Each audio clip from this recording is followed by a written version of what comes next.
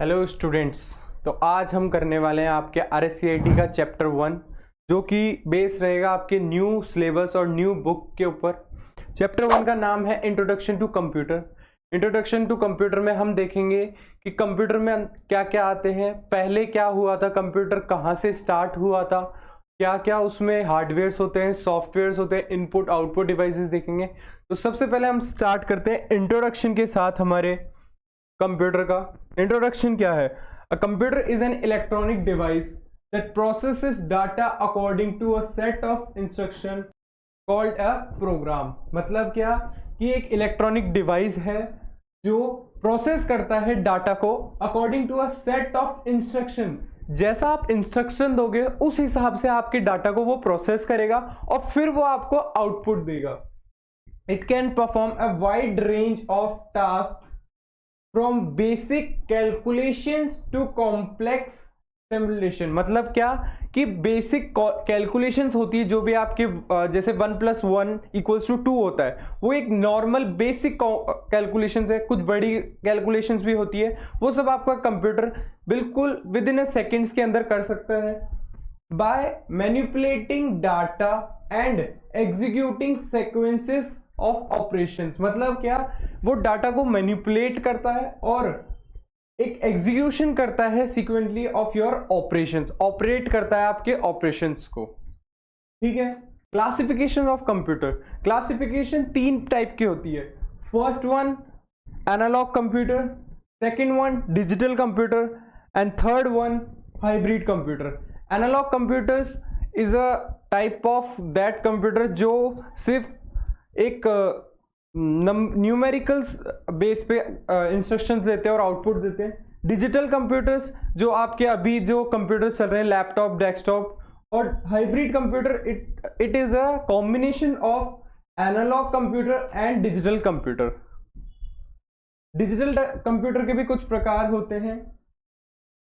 वो होते हैं, सबसे पहला mini computer, second one is microcomputer, third one is mainframe computer and fourth one is supercomputer। Mini computer एक स्मॉल कंप्यूटर्स होते हैं जो पहले के टाइम पे यूज किए जाते थे 1960s और 1970s में। माइक्रो कंप्यूटर्स जो अभी आप यूज करते हैं जैसे लैपटॉप हो गया, डेस्कटॉप हो गया, टैबलेट्स हो गया। Mainframe computers they are those computers which their sizes are on base of their rooms. मतलब रूम्स के बराबर के जो कंप्यूटर्स होते हैं वो mainframe computer. Super computers भी आर दोज कंप्यूटर्स जिनकी साइज बिल्कुल रूम के बराबर होती है। सुपर कंप्यूटर्स बड़ी बड़ी ऑर्गेनाइजेशंस भी यूज आते हैं जैसे नासा और भी बड़े बड़े जो इसरो जैसी कंपनीज, उनके अंदर यूज किए जाते हैं सुपर कंप्यूटर, क्योंकि उनमें बड़े बड़े ऑपरेशंस होते हैं। फिर बात करते हैं मिनी कंप्यूटर क्या होते हैं। Mini computer is a mid size computer more powerful than a micro computer. Mini computer micro computer से कंपैरिजन में मोर पावरफुल है but less so than a mainframe computer. But mainframe computer जितने powerful नहीं होते। Typically use for task like data processing and managing databases in the 1960s and 1980s। मतलब क्या 1960s और 1980s के बीच में जो भी डाटा प्रोसेस किया जाता था, डाटा प्रोसेसिंग होती थी, वो सब के सब मिनी कंप्यूटर के द्वारा की जाती थी। They are largely obsolete today replaced by more modern systems. मतलब क्या, अब इतना ज्यादा यूज नहीं किया जाता इन मिनी कंप्यूटर्स का, इनको रिप्लेस कर दिया गया है हमारे मॉडर्न टाइप सिस्टम्स से। हम देखेंगे एग्जांपल्स ऑफ मिनी कंप्यूटर, जो मोस्ट पॉपुलर एग्जांपल्स है मिनी कंप्यूटर के।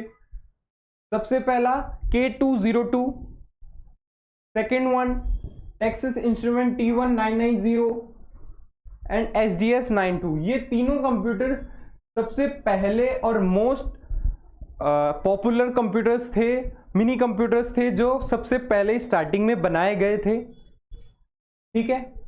अब हम बात करेंगे हमारे माइक्रो कंप्यूटर। माइक्रो कंप्यूटर कौन से होते हैं? Tablet, laptops, mobile phones. These are the micro computers जो हमारे डेली बेसिस पे यूज आ रहे हैं आजकल।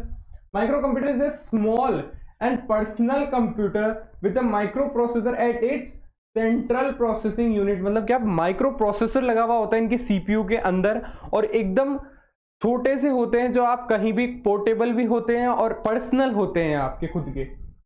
It design for individual use like desktop and laptop, मतलब क्या, इंडिविजुअल यूज के लिए बनाया गया है इन माइक्रो कंप्यूटर्स को। Now we see examples of micro computer.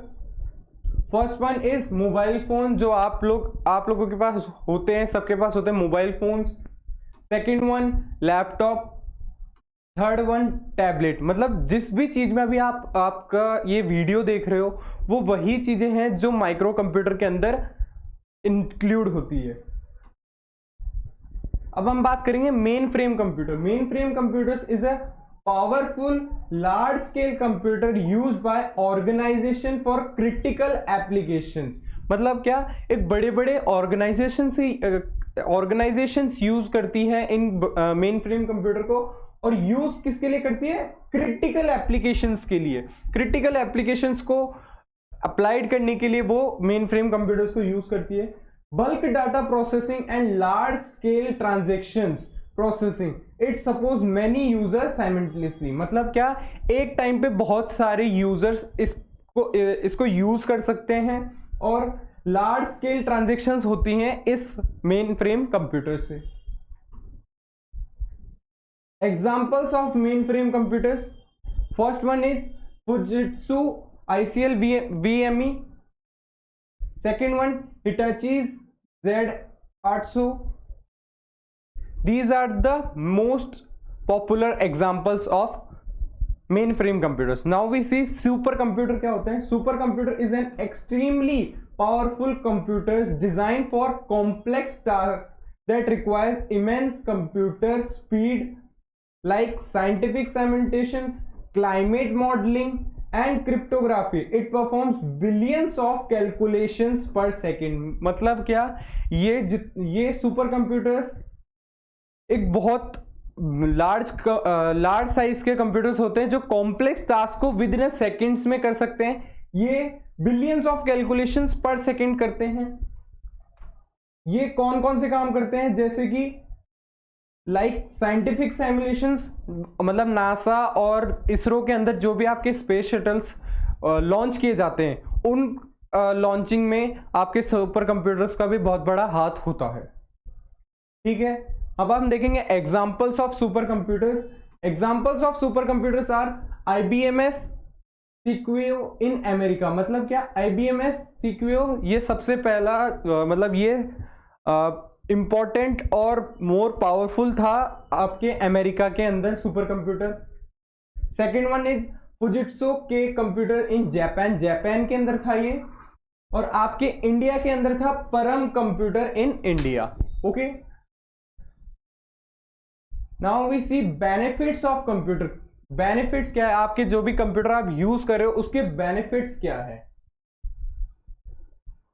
सबसे पहला बेनिफिट स्पीड, मतलब क्या, ये बहुत ज्यादा आपको जो भी आपके काम है वो बिल्कुल स्पीडली दे सकता है, मतलब बिल्कुल स्पीडली आपके जो भी कैलकुलेशंस है, आपके जो भी इनपुट होगा उसका आउटपुट विद इन सेकेंड्स में देगा। इसकी स्पीड बहुत ज्यादा तेज होती है।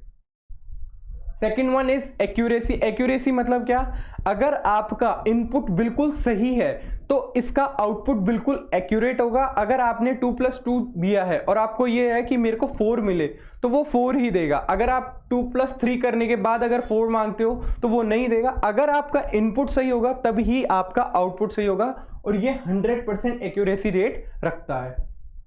थर्ड वन हाई स्टोरेज, मतलब क्या, आप स्टोर कर सकते हो बहुत सारा, बहुत बड़ा डाटा आपके कंप्यूटर्स में बहुत आसान तरीके से। फोर्थ वन वर्सेटाइलिटी, मतलब क्या, वर्सेटाइलिटी मतलब आपका जो कंप्यूटर है वो एक टाइम पे बहुत सारे टास्क परफॉर्म कर सकता है, बहुत सारे काम एक बार में परफॉर्म कर सकता है। डिलीजेंस मतलब क्या, डिलीजेंस मतलब आप इसके ऊपर बिल्कुल रिलायबल रह सकते हैं, इसके ऊपर भरोसा कर सकते हैं, तब आपका कंप्यूटर आपके मतलब जितने भी कैलकुलेशंस होगा वो एकदम परफेक्ट देगा। तो ये एक्यूरेसी से ही बेस करता है।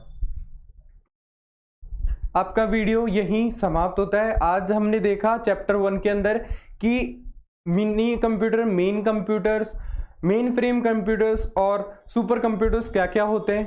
क्लासिफिकेशन देखा हमने कंप्यूटर्स का, डिजिटल और हाइब्रिड और आपका एनालॉग कंप्यूटर। हमने देखा कि आपके जो बेसिक बेनिफिट्स हैं आपके कंप्यूटर के वो क्या क्या होते हैं। नेक्स्ट पार्ट में हम देखेंगे हार्डवेयर सॉफ्टवेयर क्या होते हैं, यूजेस ऑफ कंप्यूटर देखेंगे होम के अंदर, एजुकेशन के अंदर और आपके जो भी इंडस्ट्रियल बेस पे आपका कंप्यूटर यूज किया जाता है। ये चैप्टर अभी तक खत्म नहीं हुआ है, इसका एक और पार्ट हम डालेंगे बहुत जल्दी। Thanks for watching, thank you.